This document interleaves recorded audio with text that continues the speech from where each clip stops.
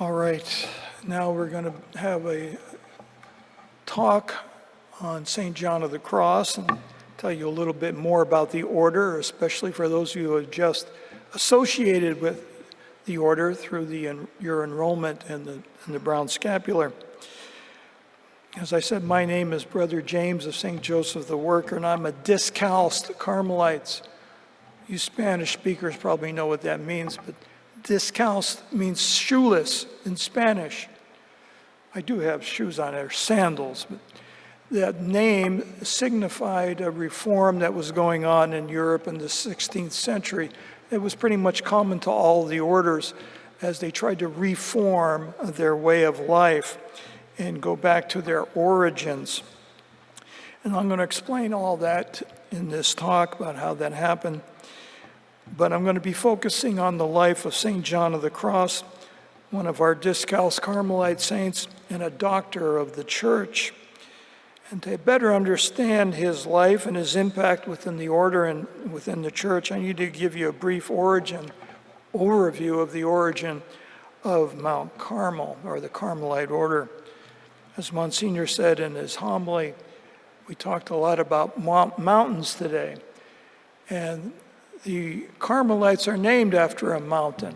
Most orders that you're familiar with, like the Franciscans or the Benedictines or the Dominicans, they're named after their founder, right? St. Francis, St. Benedict, St. Dominic. But the Carmelites are a little atypical in that respect. We're named after a place, Mount Carmel. Mount Carmel's at the end of a low chain of mountains, maybe only 1,000 or 2,000 feet high, and the chain runs perpendicular to the Mediterranean Sea in Israel, and that right where it abuts the ocean, that's Mount Carmel. And that's the place where Elijah slew the false prophets, if you remember that story from the book of Kings. So we're named after a place, not a person. And as a matter of fact, no one really knows who the first Carmelite was. We are descendants of the prophets or the people who followed Elijah, who lived around the spring and cave of Elijah on Mount Carmel. When the Crusades reached Israel in the 13th or 12th century, they found these hermits living around the spring near the cave of Elijah, and they called themselves Carmelites. No one knows how long they were there, but they had set up a chapel and some hermitages and called themselves the Brothers of Mary. The Muslims are constantly pressuring Westerners to leave the area, and they're trying to regain what they thought was their land. And so some of those Carmelites returned home with the Crusaders to Europe and established the order in Europe. Finally, in the year 1291, the Muslims massacred all the remaining Carmelites on Mount Carmel, and the order did not return to Mount Carmel until 1691. But some of them having fled to Europe, the order was established there, where they were first known as the Hermit Brothers of St. Mary of Mount Carmel. It wasn't until 1226 that Pope Honorius officially recognized the Carmelites.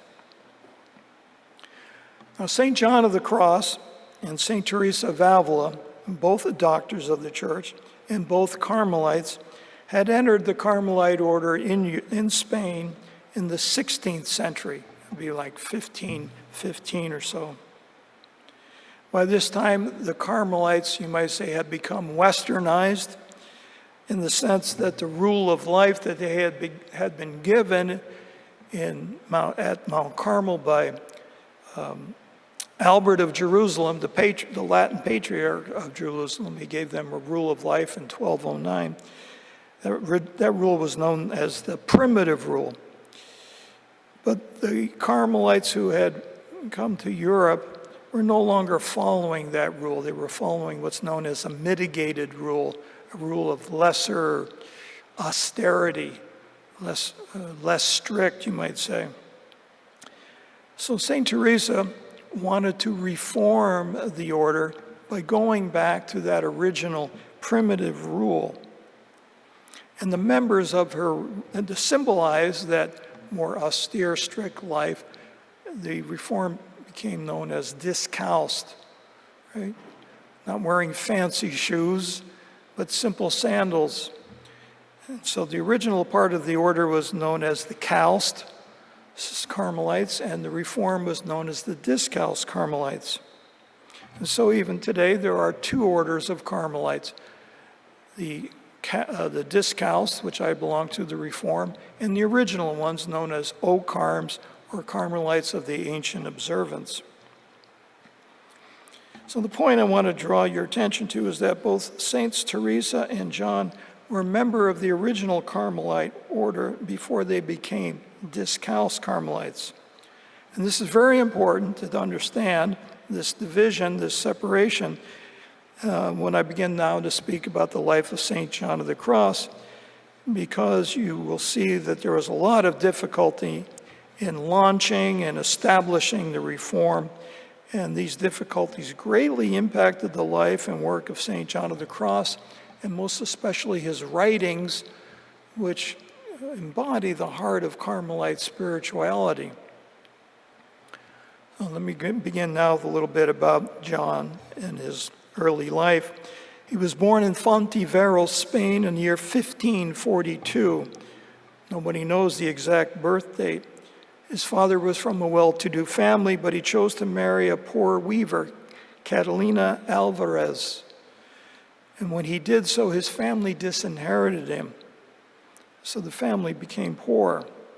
And John's father died when he was just 2 years later, leaving Catalina with 3 children and only her weaving as a way to make a way of life. So to improve their life economically, she moved the family to a town called Medina del Campo, which was in the market center of the Castile region in Spain. And it was there in Medina del Campo that John was enrolled in an elementary school for poor children. And at age 17, he was enrolled in the Jesuit school. And when he finished his studies, the Jesuits offered him an opportunity to pursue priesthood with them, but he chose to enter the Carmelites. He professed his vows in 1564, and he went to the University of Salamanca in Spain for further studies. He was ordained a priest in 1567, and then went to the Spanish town of Medina del Campo to celebrate his first Mass. And I'm going to say more about that first Mass near the end of the talk. That's important because this is where he met St. Teresa of Avila. So John is a young man in his 30s, late 20s, early 30s, and Teresa's in her 50s. And was in Medina del Campo where John met Teresa. We don't know the exact date of the meeting, but it was around the time of John's first Mass. She was there to found a second monastery of the Reform, of the Carmelite, discalced Carmelite nuns. And she was thinking about bringing men into this reform, friars like Dominican friars, Augustinian friars, that's what they were known as. And she had heard about John because he was an exceptional student, so she arranged for an interview with him. This is another atypical feature of the Carmelite order. Most orders are established by men, and then later a branch is established for women, a branch of sisters or nuns. But in this case, it's the reverse. St. Teresa of Avila had reformed the order and founded the discalced Carmelites, and then included the men. And John was one of the first to become a discalced friar. So obviously John agreed to join the reform, and he didn't want to wait long, so she promised that she would find a monastery for him in good order, and about a year later she did. She had returned to the original monastery of the Reform in Avila, Spain, and there a relative of hers offered her an abandoned farmhouse in a small remote town called Duruelo, and that could be used as the first monastery of the friars. She went there to look at the house, and she described it as follows. It had a fair-sized porch, a room divided into two with a loft above it, and a little kitchen. That was all there was of the building which was to be our monastery. Teresa's traveling companion said that the building was completely uninhabitable and that no one could endure living there. Nevertheless, Teresa made plans to turn the porch into a chapel and the loft as a choir. Choir is where the monks recite the divine office, chant the office. About a month later, John returned to Medina del Campo from Salamanca, having finished his school year, and Teresa met him there and took him to Valladolid, where she founded another community for nuns, and he stayed there for about 3 months learning the Reformed way of life from Teresa and the nuns. Then on November 27, my birthday, 1568, John and one other friar and one novice returned to Duruelo, and on the morning of November 28th, they celebrated the first Mass there in that poor little farmhouse and signed a deed promising to live a life in accordance with the primitive rule. Now, for all intents and purposes, John's first Mass at Duruelo is considered the birth date of the Discalced Carmelite friars, or the male branch of the order. Teresa was quite a writer as well, and her autobiography called The Book of Her Life is famous. There's a story about how St. Teresa Benedicta of the Cross was a great philosopher, read that book in one night and said, "This is the truth," and converted from Judaism to Catholicism as a result of reading that book. And in that book, she wrote about Duruelo and what the first Carmelite friars' way of life was like. She describes it in her words. On the first or second Sunday of Advent, I don't remember which of these Sundays it was, in the year 1568, the first Mass was said in that little stable of Bethlehem, for it doesn't seem to me the house was any better. The following Lent, while on my way to the foundation in Toledo, I passed by there. When I arrived in the morning, Father Antonio was sweeping the doorway to the church with that joyful expression on his face that he always has. I said to him, "What's this, my father? What has become of your honor?" Telling me of his great happiness, he answered with these words, "I curse the day I had any." When I entered the little church, I was astonished to see the spirit the Lord had put there. And it wasn't I only, for the two merchants, my friends from Medina who had accompanied me there, did nothing else but weep. There were so many crosses, so many skulls. I never forget a little cross made for the holy water font from sticks with a paper image of Christ attached to it. It inspired more devotion than if it had been something very expertly crafted. The choir was in the loft. In the middle of the loft, the ceiling was high enough to allow for the recitation of the hours, but one had to stoop low in order to enter and to hear Mass. There were in the two corners facing the church 2 little hermitages, where one could do no more than either lie down or sit. Both were filled with hay because the place was very cold, and the roof almost touched one's head. Each had a little window facing the altar and a stone for a pillow. And there, too, the crosses and skulls. I learned that after the friars finished morning office of readings, they did not leave the choir before mid-morning prayer, but remained there in prayer, for their prayer was so deep that when it came time to say prime, their habits were covered with snow, without their having become aware of the fact. That was the way John and the first Carmelites lived their life, where they lived and how they lived it. And though that first Mass was the unofficial birth date of the Discalced Carmelites, it was a 25-year battle to follow to get the official approval, and a lot of wrangling between the original group and the Reformed group. And John would unwittingly become the recipient of the worst of this conflict. After about 4 years in Durarello, John was transferred to the Discalced Carmelite nuns monastery called Incarnation, which is in Avila, just outside the walls of the city.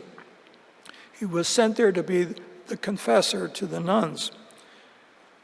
That monastery was originally founded by the Calced side of the order, and that's where St. Teresa of Avila entered and lived there for about 20 years before she started this reform. It was a large monastery. It had nearly 200 nuns. Now, John had been assigned there by one of the Pope's representatives, a priest by the name of Peter Fernandez, a Dominican. He had been appointed by Pope Pius V as the visitator to all the Spanish religious orders. And he had been given the authority by the Pope to appoint and to dismiss superiors, to found and suppress monasteries, and to contravene the instructions of any general or superior of the orders over which he had authority. Now, the Carmelite general at that time was Father John Rossi, one of the original, or the Cal side of the order.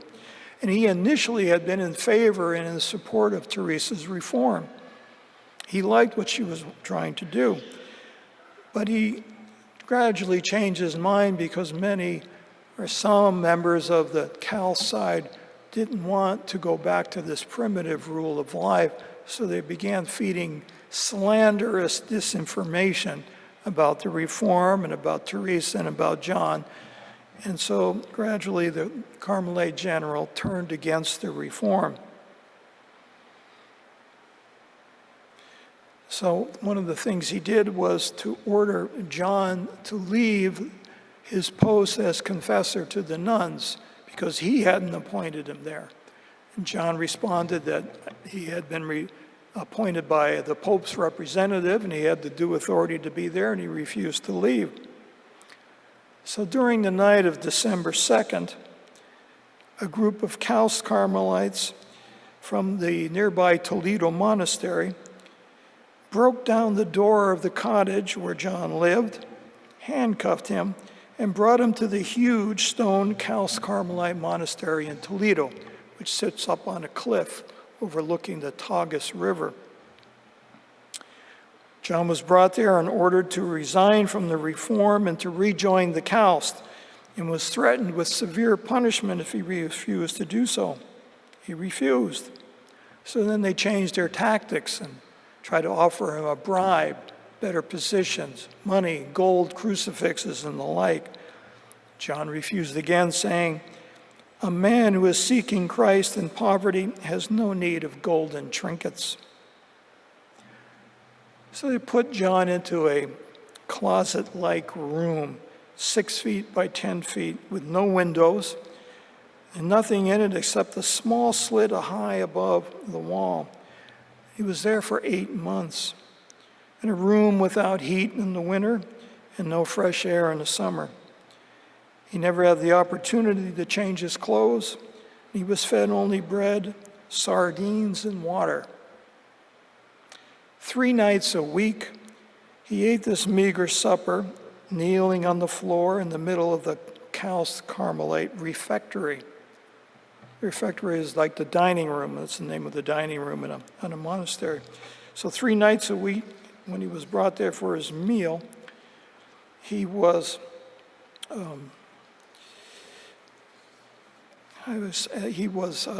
forced to submit to what's known as the circular discipline. He would have to kneel down in the middle of the refectory. They pulled down his tunic so that his back was bared and his shoulder was bared. And the Cal's friars walked in single file behind him, each one holding a small whip in their hands, and each one gave him a lash as he passed, of course, some more vigorously than others. The scourging lasted the length of the Psalm Miserere, Psalm 51. And John bore the scars from those beatings for the rest of his life, but he remained silent during all and every one of the beatings. Later, some younger members of the Cal's community gave testimony that John was immovable as a rock during the beatings, and one young novice said, "That man is a saint." I guess you could say there's another atypical feature of the Carmelites. Have you ever heard of a group of religious beating one of their own? I've never heard of that myself. Maybe it has happened, but that was what happened to John. After 6 months of this, a different priest was appointed to be his jailer. This man was more compassionate and let John out of his closet-like cell for sanitary reasons. All he had there was a bucket. And most importantly for us, he gave John an oil lamp and some writing materials. Now, having pen and paper, John wrote down the poems he had been composing in his head during the months of his captivity. We know that he wrote during that time 2 very important and well-known poems called The Spiritual Canticle and The Dark Night of the Soul. And these are important for us because this is part of his legacy to us. But before I get to that, discussing those poems, I want to read a little bit about from an biography that was written on the 400th anniversary of his death. And this biography won an award for the best biography written of St. John of the Cross. And this is a description of his escape. If you can imagine, he's in this small room in the wall overlooking the river. It's all made of stone. And the nearest window is down the hall a bit. So 6 months after his imprisonment, there was a change of offices and he was put under the charge of a new jailer.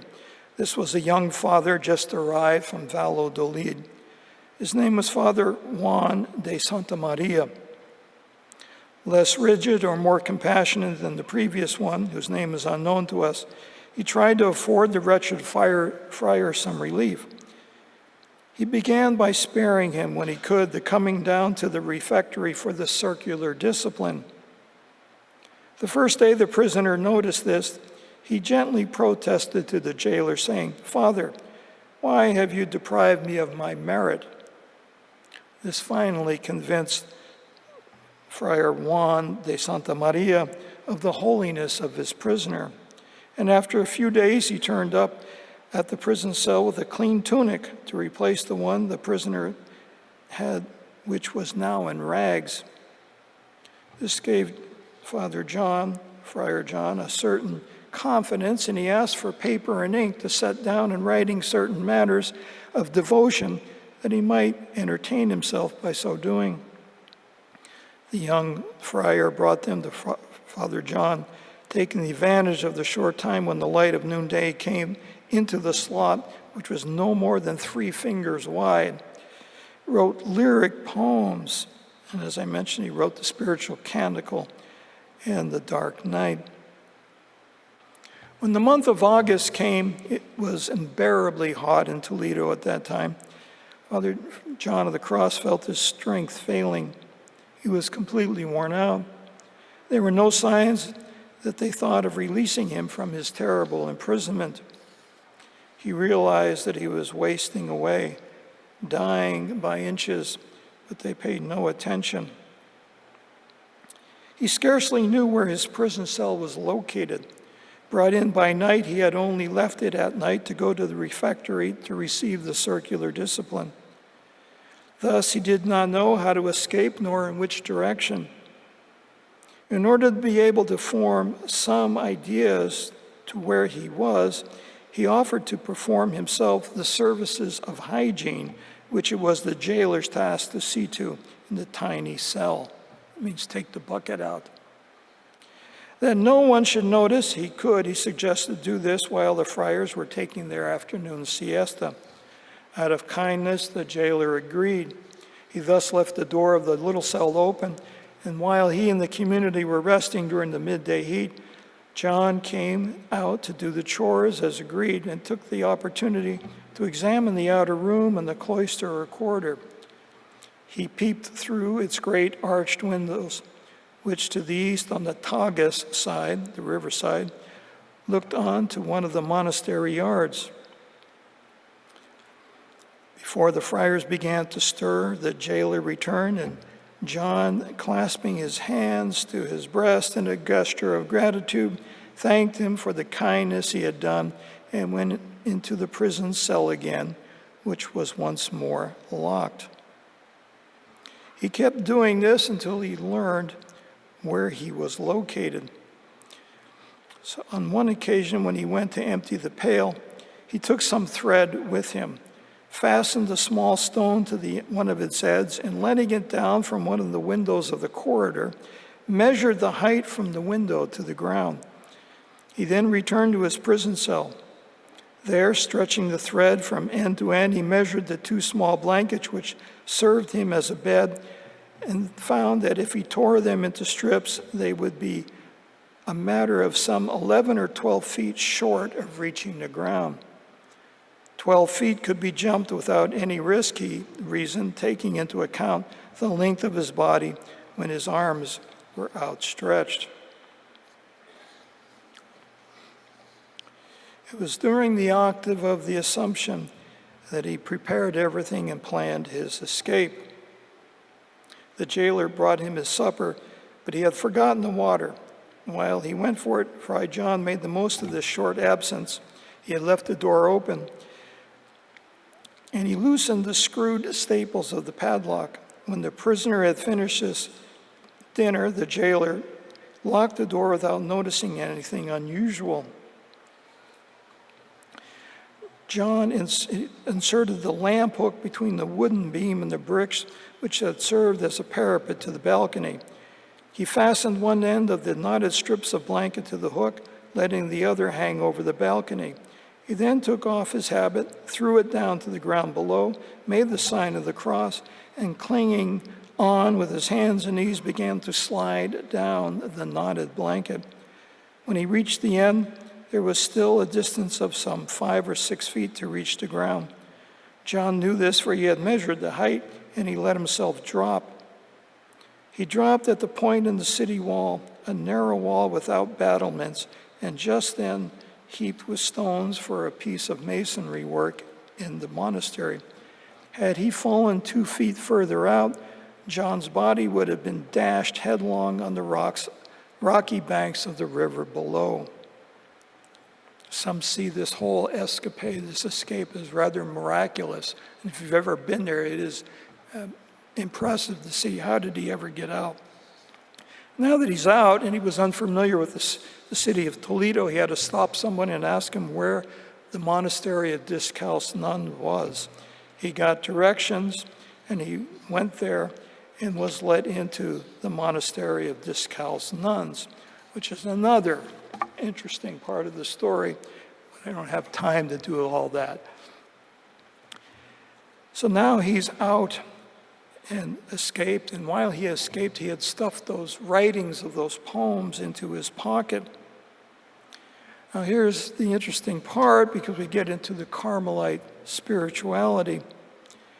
Those poems that he wrote became the famous books that you've heard of today, the Spiritual Canticle, the Dark Night of the Soul, the Living Flame of Love. And those books were actually commentaries on those poems. The nuns and other people who had read his poems knew that they were deep and had great spiritual significance, They didn't quite know all that they meant, so they asked him if he would write out the meaning that underlined those poems. And those books, those writings became his famous books. And John did this, or his motivation to do this was to explain the path one must follow to reach perfection, that is, union with God. John felt sadness at seeing so many people fail to advance in the spiritual life and grow closer to God. He believed the reason that so many people struggled with spiritual progress was because they did not know the way God leads people along the path of perfection. John's explanation of God's ways of leading us to Him, to union with Him, is a central theme of all of John's writings.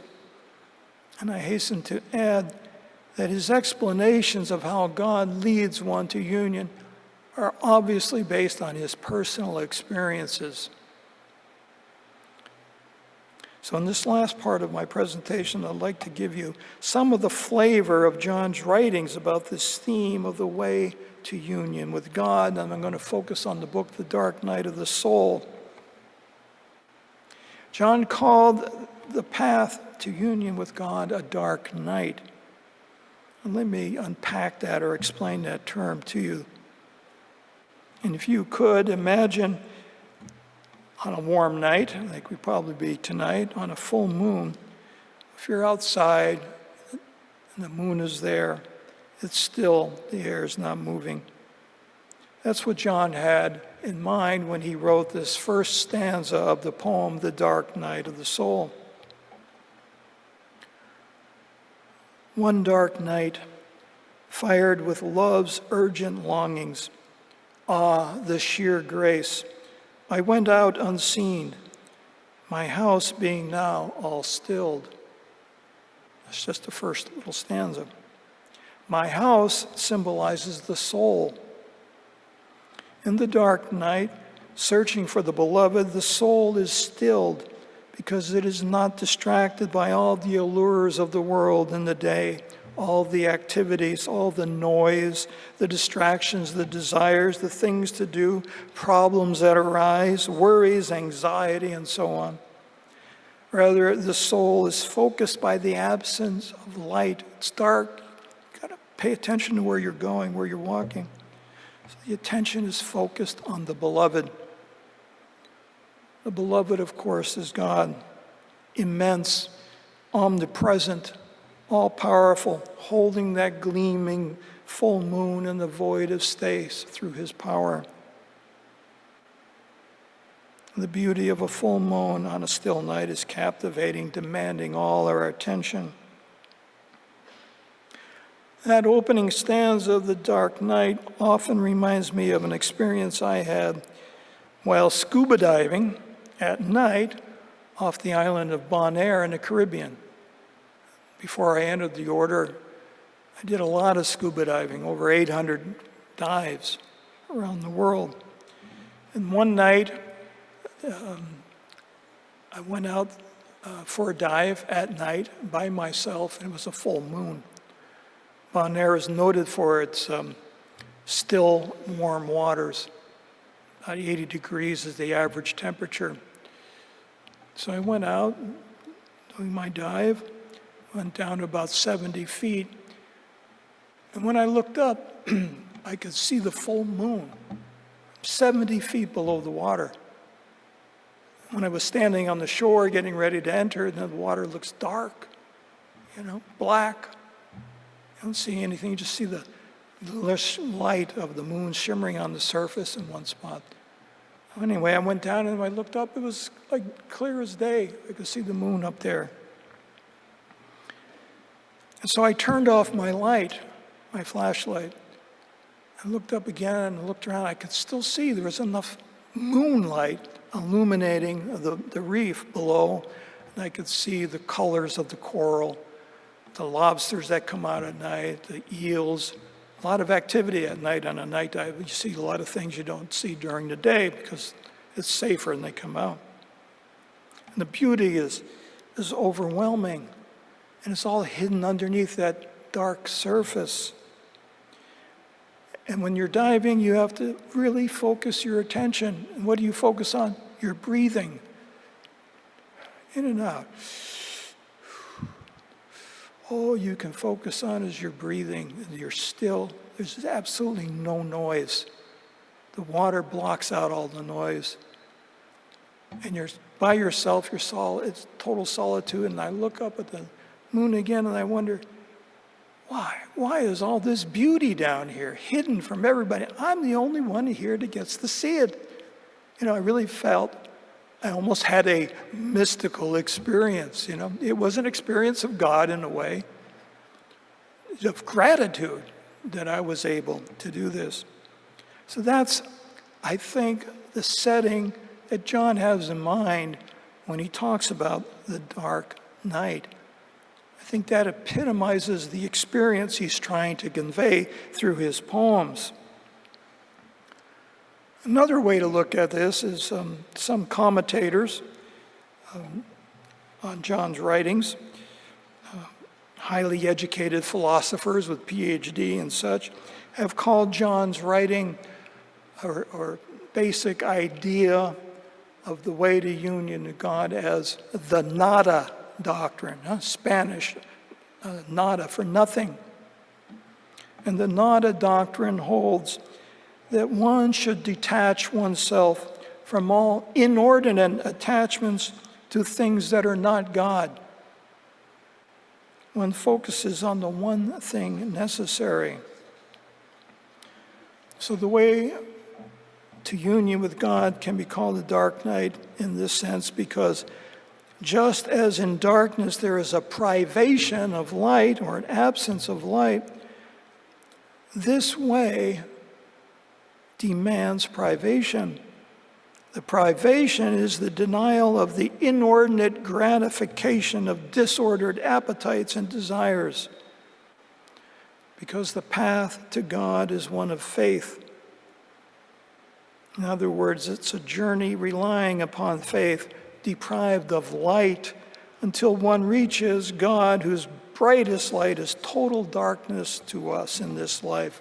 It'd be like staring at the sun. That's what the transfiguration was like. Peter, James, and John saw the glory of God, that shining light, transfigured. It overwhelmed them. Peter didn't know what he was saying.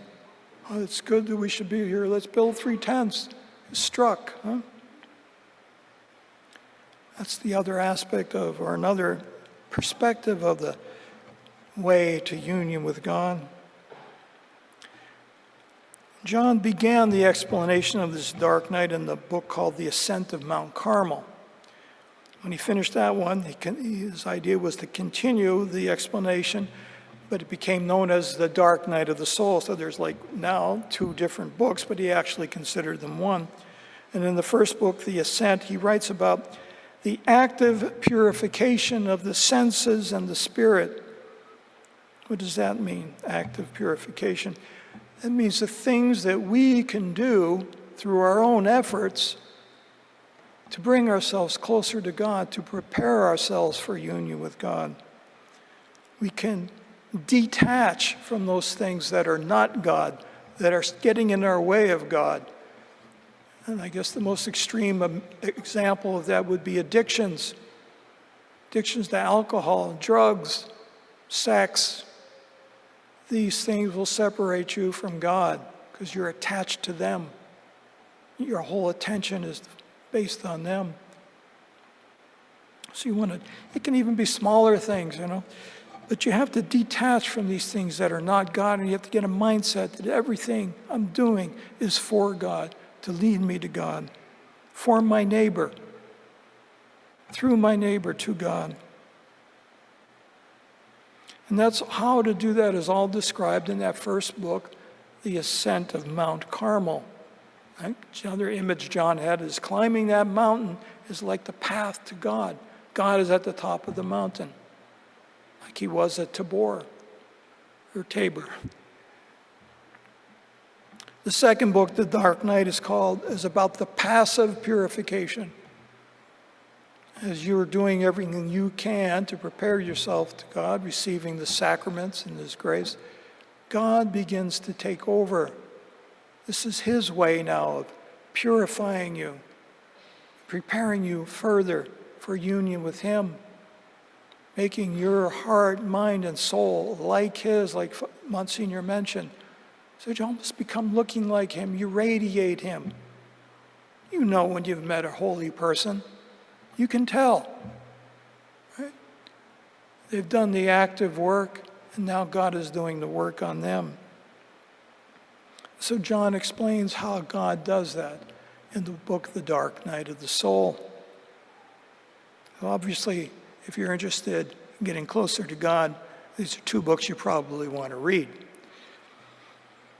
So, jumping now to the future, or the present, almost present. In 1926, Pope Pius XI declared John a doctor of the Church, giving him the title of mystical doctor. So what does this title, mystical doctor, mean or signify? Well, first of all, a person isn't named a doctor of the Church unless that person has something in their way of life and or their writings that are outstanding for guiding the faithful in all periods and all ages of the Church. There are only 36 doctors of the Church. 3 of them are Carmelites: St. John of the Cross, St. Teresa of Avila, and St. Therese of Lisieux. Because they all have something to teach us about the experience of the journey to God that each and every one of us are undergoing.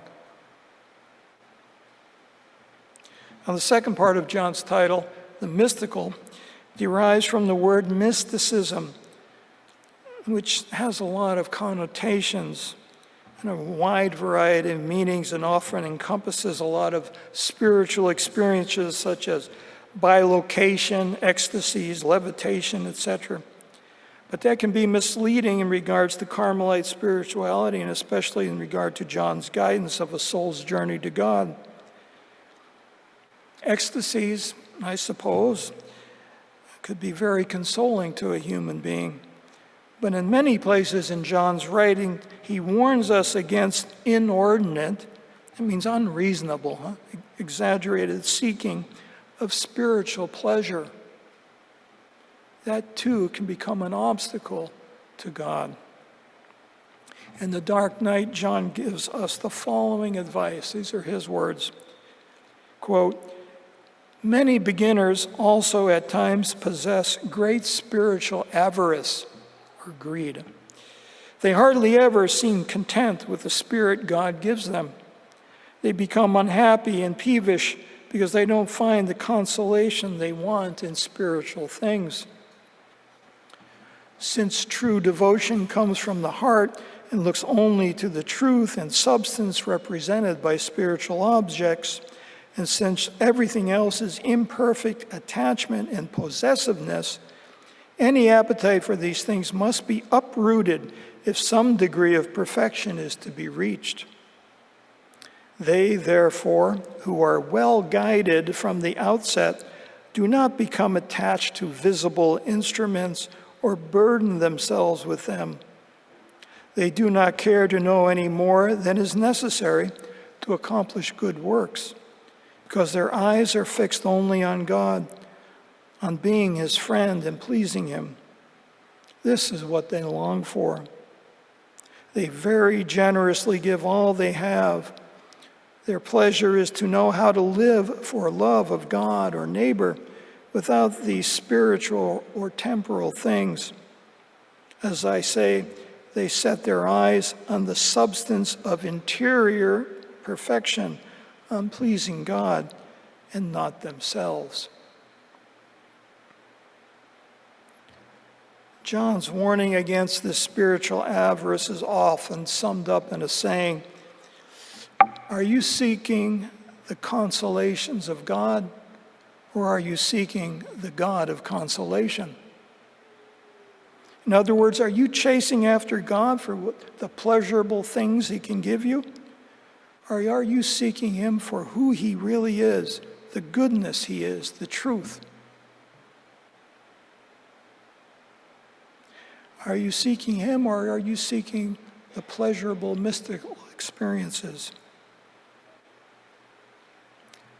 Now, some readers find John's readings harsh in this respect. They think that his teachings on how to advance along the path of perfection are difficult and undoable. But I say they're very middle of the road, because he counsels people to avoid the dangers of extremes, addiction, attachments.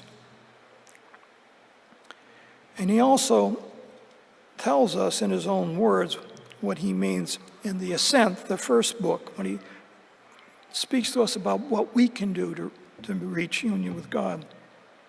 He says, "Endeavor to be inclined always, not to the easiest, but to the most difficult, not to the most delightful, but to the most distasteful, not to the gratifying, but to the less pleasant, not to what means rest for you, but to hard work, not to the consoling, but to the unconsoling, not to the most, but to the least, not to the highest and most precious, but to the lowest and most despised, not to wanting something, but to wanting nothing. Do not go about looking for the best of temporal things, but for the worst, and for Christ desire to enter into complete nakedness, emptiness, and poverty in everything in the world." This is an often cited passage from St. John, especially for those who think his words or teaching are too difficult, too harsh, too demanding. But I want to draw your attention to the very first sentence that I read. It says, "Endeavor to be inclined." It didn't say, "Always do this. You must always choose the worst. You must always be no. Just get the inclination, the leaning towards it. Develop the attitude, the disposition to think and live this way. I'm not going to seek the highest place at the table. I'll seek the lowest. Maybe they'll move me up. Good psychology. So it's just to develop an attitude, not to wanting everything in the world. We can't take it with us.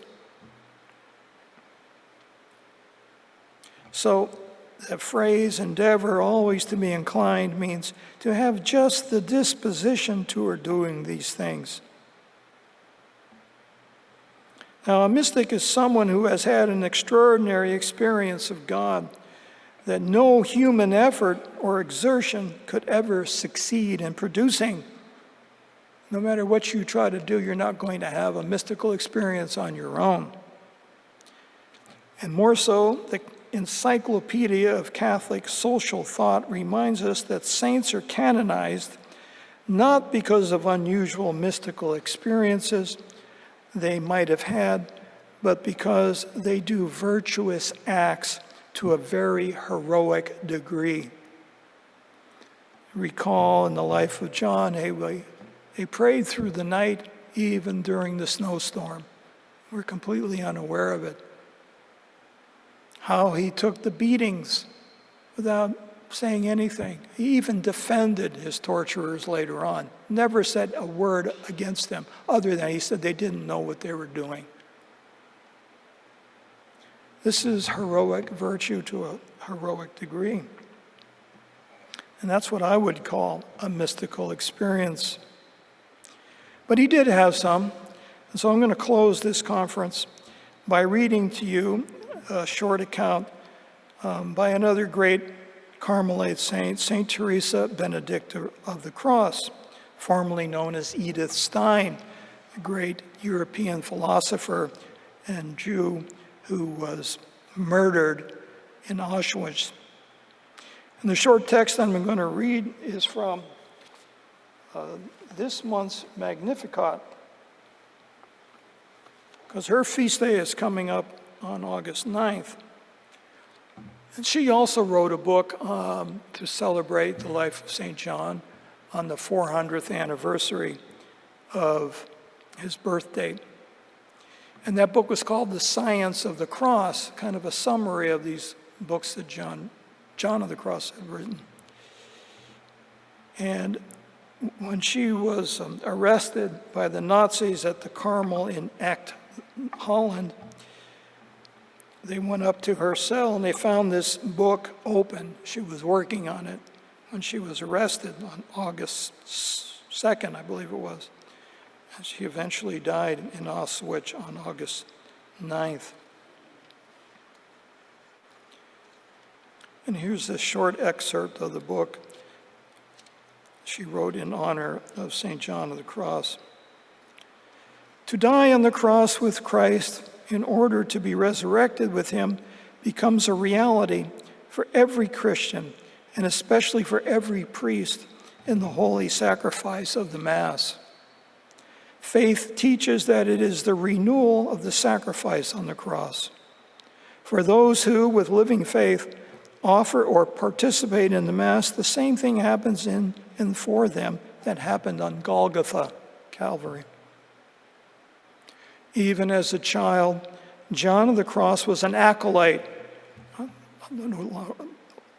like an altar server, and no doubt also served as such in the order until his ordination. We know from the accounts of his life that the mere sight of a picture of the crucified could carry him into an ecstasy.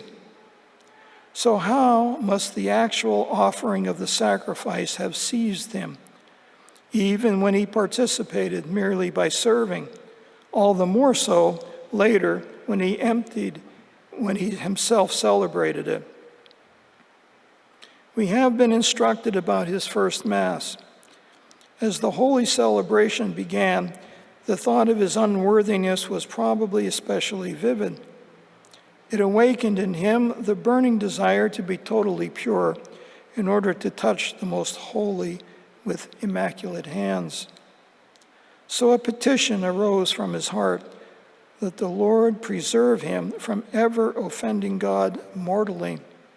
He wanted, without the guilt of committing them, to feel compunction for all the faults into which he could fall, were God not to help him.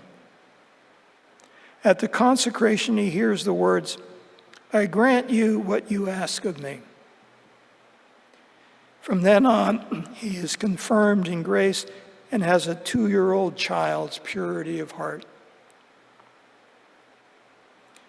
To be free of guilt and yet to feel compunction, is that not true union with the Immaculate Lamb that took upon itself the sin of the world? Is it not Gethsemane and Golgotha? Surely receptivity for the greatness of the sacrifice of the Mass never diminished for John. We know that in Baeza, he once went away from the altar in an ecstasy without finishing the Mass.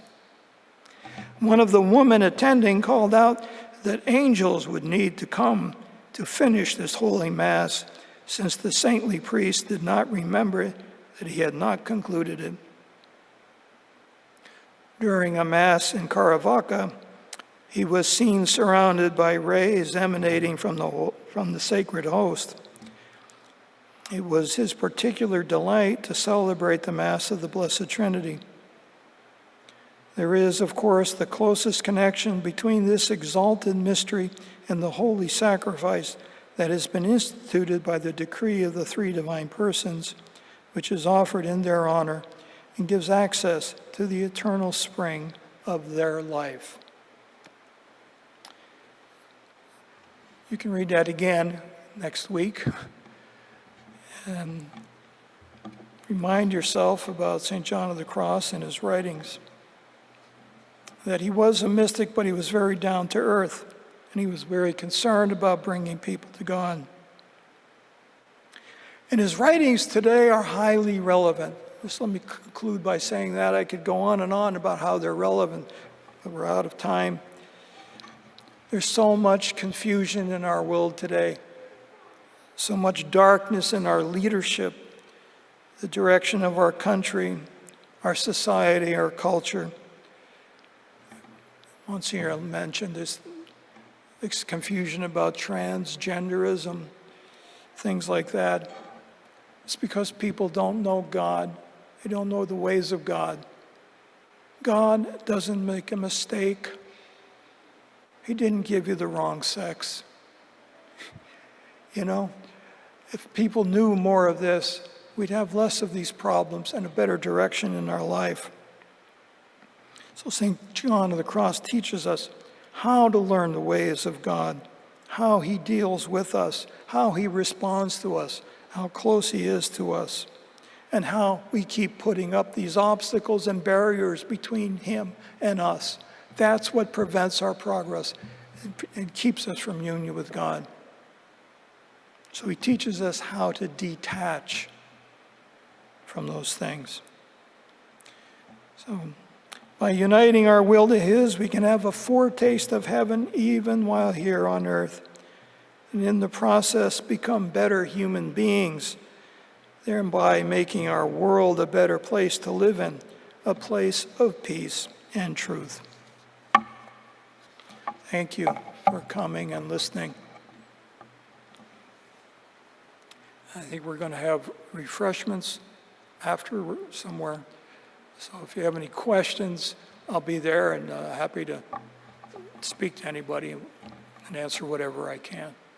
Thank you.